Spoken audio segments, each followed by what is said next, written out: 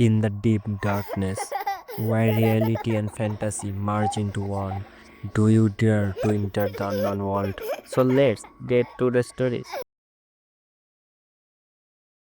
Today I will tell you about an incident that happened to my grandfather's great uncle. I don't know if the incident was scary or not, but I wanted to write about it today. My grandfather's name is James and his uncle name is Michael. The incident happened around 1935. My grandfather was a religious man and also cultivated the land. And during the winter, my grandfather would cut plum tree and provide juice from them, and he would bring the juice home. Along with that, he would also get money, and my grandmother would brand the juice and make jersey and make sweet. Some of plum trees were kept at home for eating and some from the plum trees juice were taken to the market for sale. The interesting thing is all the plum trees produce juice, but one plum tree never produced juice. The plum tree did not produce juice was right in the middle of the river. So my grandfather thought, I have to know why so many fake plum trees do not produce juice. He left their house after offering Maghrib prayers and he buying a pot in his hand.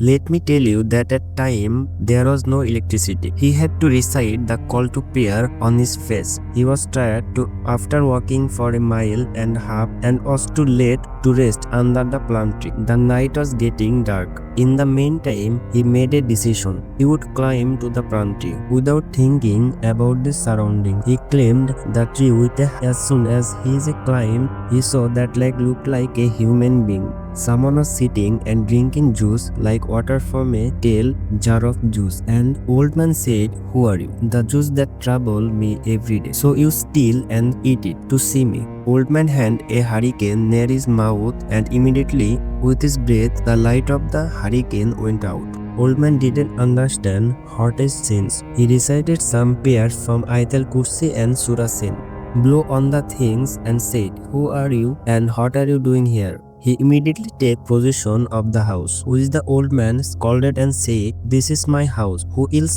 will stay here but me?" He told me to let me go. Otherwise, I will destroy your family. The old man said, "I can let you go on condition." The old man said, "Okay." But the old man said, "You have to live here." When grandfather did not agree, Jinn said, "I am not alone. I will make my son sit on family. After that, you will understand the joke."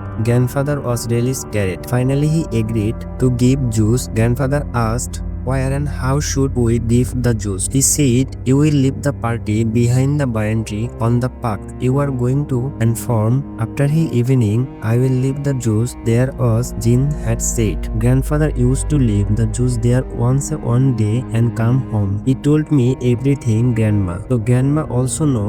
One day grandfather was late in giving juice because he was sick that day. When he went to keep the service from grandma, he saw 5 jugs of demanded.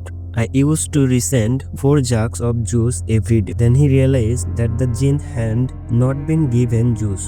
So grandfather quickly called his eldest son Michael and he said, "I will not be late, leaving jug behind the banyan tree and coming back." And uncle know that had taken the place and would see what would happen here. Uncle set off and thought to himself, why does father come there every day with juice? At one point, when he reached the banyan tree, uncle left the party behind the banyan tree, watching for the front of the banyan tree. Suddenly, he saw the Jinn from a fair floating in the wind coming towards him. He turned away in fear of the uncle. Unavailable, sit still, he ran and saw what is happening behind him. Now uncle was forward behind the banyan tree to get a better look and looked at the bamboo bush, wondering where he had gone. A special thought, then one word came to the uncle's ears, "No, Michael, the eldest son." As soon as the uncle heard it, his leg went numb and he could not move. He could not make a sound, he was mumbling. The uncle saw the thought floating in the air.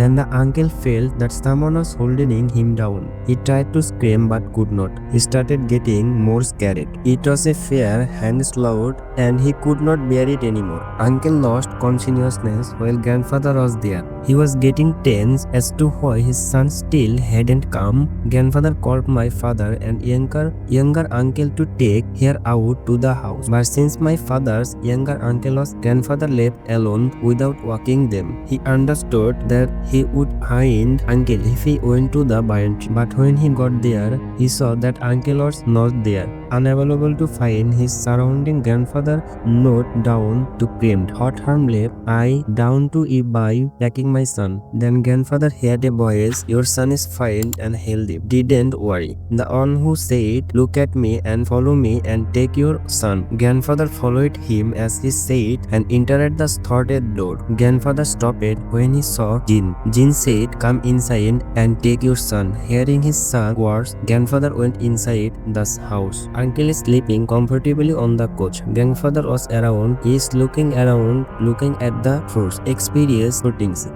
Grandfather is busy. He said, "Don't leave your son. Now hurry up and take him away from here." Grandfather came home with his son on these shoulders like a small child. The next day, grandfather did not ask him son anything. Living didn't beside his son. He came there during the day.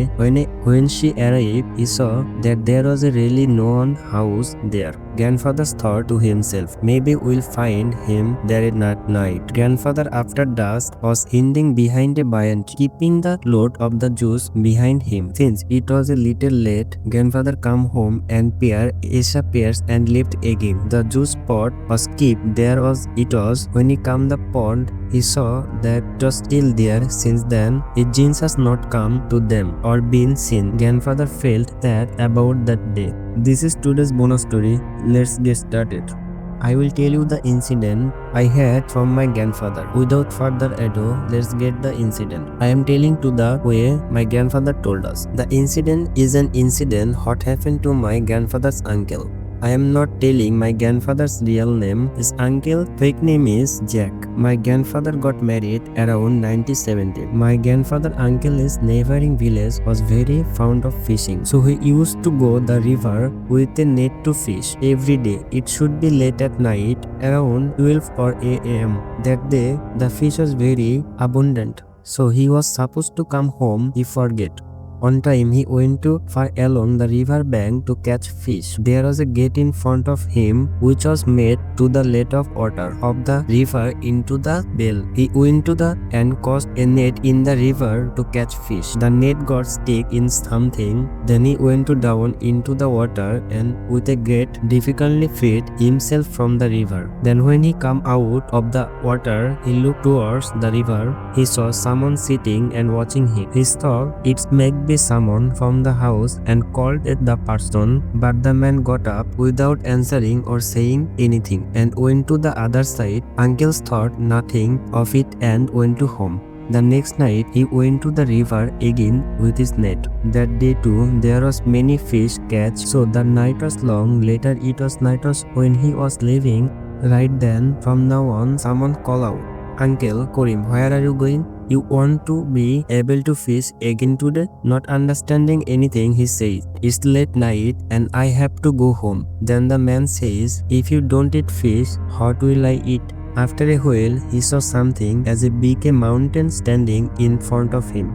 One foot on this side of the river and the other foot on that side of the river. He was really scared. Later he gave some fish to share. The body went to rest of the fish. Karim says, "I catch the fish with a lot of difficulty. Why should I give it to you?" Then the ghost said, "I said will. Give me the fish. What do you do later?" Without saying anything, Mom there the fish away in the run. Later that night, without telling anyone, she went to bed. In the morning, she talked to her mother about it. Then without thinking anything, she stored it up. The day went well. When will the evening come, he said this word to his mother and then without thinking anything, stored them up. The day passed well and it was evening. Karim is thinking whether go to finishing or not, and after eating rice from his mother, he went out like every day. The next morning, he found his felt on the river bank, both fed up and his head down. Since this incident, a different kind of fear has been created in the village. If you enjoyed this video, don't forget to like, comment and subscribe for more story. Thank you.